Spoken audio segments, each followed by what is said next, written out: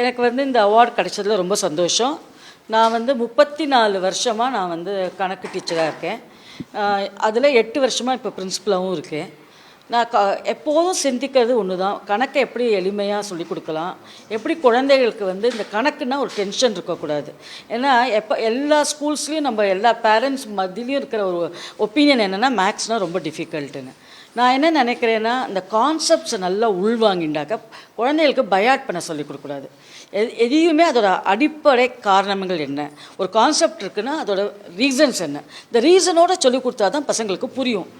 அது நிறைய மெத்தட்ஸும் நான் யூஸ் பண்ணுவேன். ஆர்ட் இன்டகிரேஷன், எப்படி கதைகள் மூலம், சின்ன கிளாஸில் கதைகள் மூலம் எப்படி கணக்கு சொல்லித்தரலாம். ஸோ நான் நிறைய டீச்சர்ஸ்க்கு ஒர்க் ஷாப்ஸ் கண்டக்ட் பண்ணியிருக்கேன். நான் வந்து சிபிஎஸ்சி ரிசோர்ஸ் பர்சன். லாஸ்ட் 10 இயர்ஸாக எக்கச்சக்கமான டீச்சர்களுக்கு எப்படி வந்து இந்த ஸ்டோரி டெல்லிங், ஆர்ட் இன்டகிரேஷன் மூலம் கணக்கு சொல்லிக் கொடுக்குறது, எப்படி டெக்னாலஜி எப்படி யூஸ் பண்ணுறது, ஜியோஜிப்ரான்னு ஒரு டெக்னாலஜி டூல் இருக்குது, அதை யூஸ் பண்ணால் வந்து கஷ்டமான கான்செப்ட்ஸ் கூட பசங்களுக்கு வந்து எளிமையாக இமேஜின் பண்ண முடியும். அதனால் இதெல்லாம் நான் எப்போதும் சிந்திச்சுட்டே இருப்பேன். நிறையா படிப்பேன், சிந்திப்பேன். எனக்கு கற்றுக்கிறத டீச்சர்ஸ்க்கு நிறையா ட்ரான்ஸ்லேட் பண்ணுவேன். நான் வந்து யூடியூப் வீடியோஸும் போடுவேன் நிறையா. எப்போ டைம் கிடைக்குதோ, ஐம் பிரின்சிபல். ஸோ எப்போ டைம் கிடைச்சாலும் ஒரு வீடியோ எடுத்து அந்த யூடியூப் சேனலில் அப்லோட் பண்ணி வைப்பேன். ஸோ யாருக்காவது ஏதாவது டவுட்ஸ் இருந்தால் அதை ரெஃபரன்ஸ் பாயிண்ட்டாக யூஸ் பண்ணிக்கலாம் அப்படின்னு. ஸ்டேட் போர்டு 11th டெக்ஸ்ட் புக்லேயும் நான் one of the authors. So அதனால் இதெல்லாம் எப்போதுமே நான் கணக்கை பற்றியே யோசிச்சுட்டு இருந்தால எப்போதுமே இன்னும் நிறையா பண்ணணுங்கிற ஒரு ஆதங்கம் எப்போதுமே எனக்கு இருக்குது. இந்த அவார்ட் மூலம் இன்னும் அதுதான் தோன்றுறது. எங்கள் மேனேஜ்மெண்ட்டும் எனக்கு ரொம்ப சப்போர்ட்டிவ், எங்கள் ஸ்கூல் டீச்சர்ஸ்லாம் ரொம்ப சப்போர்ட்டிவ். ஸோ எனக்கு வந்து இன்னும் நிறையா நம்ம பண்ணணும், நம்ம வந்து இன்னும் நிறையா குழந்தைகளுக்கு கணக்கு சொல்லிக் கொடுக்கணும், எளிமையாக எப்படி சொல்லித்தர முடியும்னு இன்னும் யோசித்து இன்னும் எளிமையான முறைகளில் நிறைய பசங்களுக்கு பாடம் சொல்லிக் கொடுக்கணுங்கிறது தான் என்னோடய ஆசை.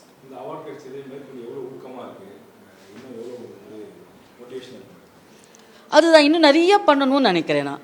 எனக்கு வந்து நம்ம எப்போதுமே எல்லாருக்குமே பேட் அட் த பேக் வேணும். ஒரு பசங்க கூட ஒரு காரியம் செஞ்சால் முதல்ல நல்லா பண்ணியிருக்கேன்னு சொல்லிவிட்டு அப்புறம் வேணால் நம்ம குறைய சொல்லலாம். அது மாதிரி இது எனக்கு கிடச்ச ஒரு பேட். ஓகே, யூ ஆர் அந்த ரைட் பாத் அப்படிங்கிற என் முதுகில் யாரோ தட்டி விட்ட மாதிரி இருக்குது. ஸோ இன்னும் நிறையா பண்ணணும். நான் நிறையா விதத்தில் இந்த அவார்டை கிடைச்சதை வச்சு வந்து எனக்கு ஒரு பெரிய பிளெஸ்ஸிங்.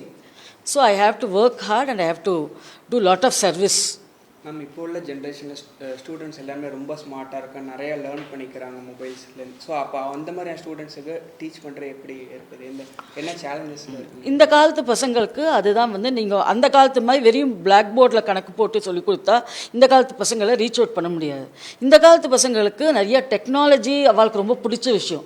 எல்லா குழந்தைகளுக்குமே நம்ம டெக்னாலஜியில் they are stronger then the teachers. So but technology use பண்ணி நம்ம நிறைய எளிமையாக சொல்லித்தர முடியும். ஒரு பெரிய காம்ப்ளிகேட்டடாக நம்ம வரைய முடியாத ஒரு கிராஃபை கூட ஒரு நிமிஷத்தை நீங்கள் டெக்னாலஜி யூஸ் பண்ணி காமிச்சிடலாம். நீங்கள் வந்து சில 3 டைமென்ஷனல் ஆப்ஜெக்ட்ஸ்லாம் காமிக்க முடியாது. ஸோ முன்னெல்லாம் வந்து நம்ம வாயால் தான் சொல்லுவோம். இப்போ அதை நம்ம நேராக கொண்டு வந்து காமிக்கலாம். குட்டி குட்டி எக்ஸ்பெரிமெண்ட்ஸ், எக்ஸ்பெரிமெண்ட்ஸ்லாம் சயின்ஸுக்கு தான் பொருந்துங்கிறது கிடையாது.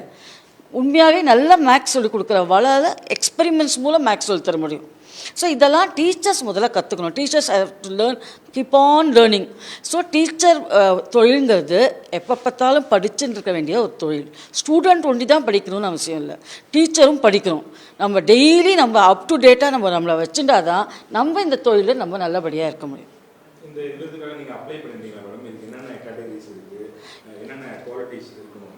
இதில் என்னென்ன குவாலிட்டிஸ் அவங்க கேட்குறாங்கன்னா, கம்யூனிட்டி என்கேஜ்மெண்ட். இந்த கம்யூனிட்டிக்காக நீங்கள் என்ன பண்ணுறீங்க, குவாலிஃபிகேஷன் என்னன்னு கேட்டுக்கிறாங்க. நான் வந்து ஒரு பிஹெச்டி பண்ணியிருக்கேன், பேப்பர்ஸ் பப்ளிஷ் பண்ணியிருக்கோமான்னு கேட்குறாங்க, புக்ஸ் ஏதாவது எழுதியிருக்கீங்களா அப்படின்னு கேட்குறாங்க. நான் 3rd 4th மேக்மில்லனில் புக்கு எழுதியிருக்கேன். அதில் தான் இந்த கதைகள் மூலம் சொன்னேன் இல்லையா, ஆர்ட் இன்டகிரேஷன் யூஸ் பண்ணி மேக்ஸ் எப்படி சொல்லிக் கொடுக்குறதுன்னு. ஸோ இதெல்லாமே நீங்கள் ஒரு ரிசோர்ஸ் பர்சனாக இருந்திருக்கீங்களா, ஸோ இது எல்லாமே இருக்கிற ஒரு தகுதி இருக்கிறவால தான் சூஸ் பண்ணுறேன். இப்போ நீங்கள் விருதுக்கு தேர்வாயிருக்கீங்க, அடுத்து மற்ற டீச்சர்ஸுக்கு நீங்கள் என்ன சொல்லுங்கள்? மற்ற டீச்சர்ஸ்க்கு நீங்கள் வந்து நீங்களாக நிறையா பேஷனேட்டாக இருங்க. டீச்சிங்கை பற்றி ஒரு வெறியாக இருக்கணும். ஒரு கிரிக்கெட் பிளேயர் எப்படி இருக்காங்க அது மாதிரி வெறியாக இருக்கணும். அவங்களாம் எப்படி ஒரு கேம்ஸை பற்றி எப்படி வெறியாக இருக்காங்களோ, நம்மளும் நம்ம டீச்சிங்கை பற்றி ஒரு வெறியோடு இருந்தோன்னா நம்ம வந்து அது அவார்டுங்கிறது அதுவாக நடக்கிறது. அதுக்கோசம் நம்மளை ப்ரிப்பேர் பண்ணிக்க முடியாது. நீங்கள் நல்ல டீச்சராக ஆகிறதுக்கு தான் நீங்கள் ப்ரிப்பேர் பண்ணிக்க முடியும். என் பேர் ரேவதி பரமேஸ்வரன். இந்த ஸ்கூலில் நான் பிரின்சிபலாக இருக்கேன். PS senior secondary school principal.